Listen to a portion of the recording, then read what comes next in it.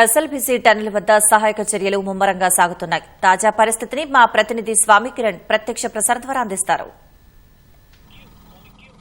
సొరంగ మార్గంలో సహాయ చర్యలు కొనసాగుతున్నాయి. శ్రీశైలం ఎడమగట్టు కాలువ సొరంగ మార్గంలో నిన్న చిక్కుకున్నటువంటి 8 మందిని బయటికి తీసేందుకు NDRF, SDRF, Indian army, Singareni collieries ఇలా సహాయక బృందాలన్నీ కూడా విస్తృత ప్రయత్నాలు కొనసాగిస్తూనే ఉన్నాయి.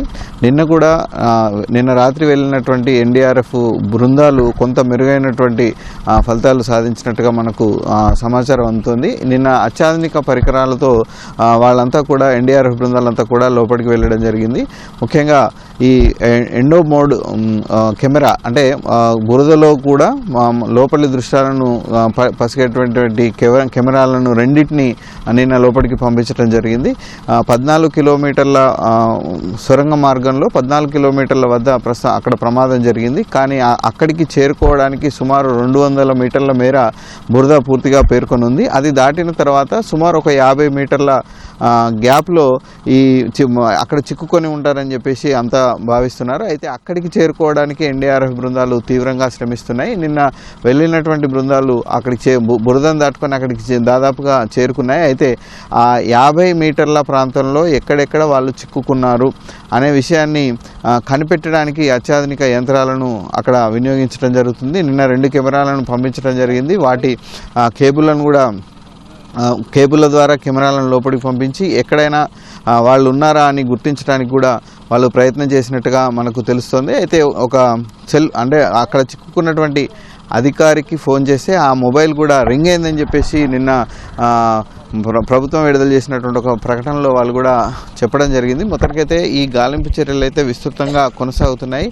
గాలింపు చర్యల్ని ప్రభుత్వం నిశ్చితంగా పరిశీలిస్తుంది, ఎప్పటికప్పుడు పర్యవేక్షిస్తుంది. మంత్రి కోమటిరెడ్డి వెంకటరెడ్డి నిన్న ఎస్ఎల్బీసీ టన్నెల్ వద్దకు చేరుకొని సాయంత్రం వరకు అక్కడే ఉండి జరుగుతున్నటువంటి సహాయక చర్యలను సమీక్షించడం జరిగింది. దీంతోపాటు ఈరోజు ఉత్తమ్ కుమార్ రెడ్డి కూడా ఇక్కడికి రానున్నారు. ఉప ముఖ్యమంత్రి భక్తి విక్రమార్క కూడా మరో గంటన్నర సమయంలో ఇక్కడికి రానున్నారు.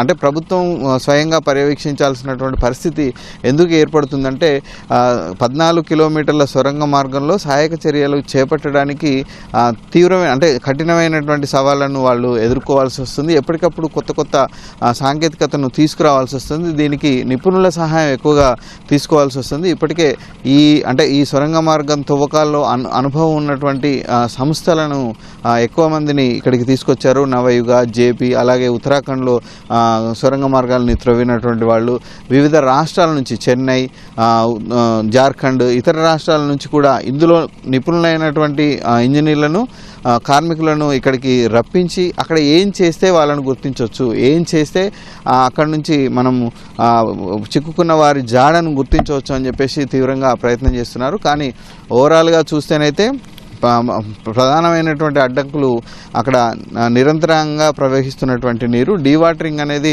నిరంతరంగా కొనసాగుతుంది.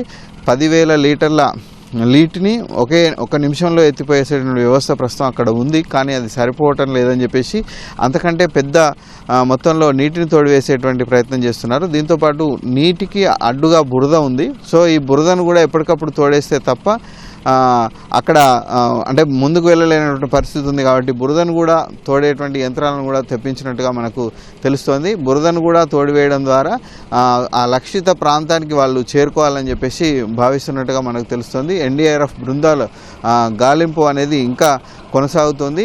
కొత్త సాంకేతిక పరిజ్ఞానాన్ని వినియోగించి వాళ్ళను గుర్తించేటువంటి ప్రయత్నాలు అయితే కొనసాగుతున్నాయి. అంటే ఈరోజు మొత్తం కూడా సహాయ చర్యలు చేపడతారు. ఇంకా ఏం కావాలి అన్న దాని మీద కూడా చర్చిస్తారు. దాని తర్వాతనే మనకు వారి జాడ తెలిసేటువంటి అవకాశం కనిపిస్తుంది. ఇది ఎన్ని రోజులు పడుతుంది అనేది మనం అంటే ఎవరు కూడా చెప్పలేని పరిస్థితి ఉంది. ఎప్పటికప్పుడు వాళ్ళను గుర్తించేటువంటి ప్రయత్నమే చేస్తున్నారు. ఆ తర్వాత వాళ్ళు ఎలా ఉన్నారనే విషయం తెలిస్తే తప్ప ఈ సహాయ చర్యలు ఆగిపోయే పరిస్థితి లేదు.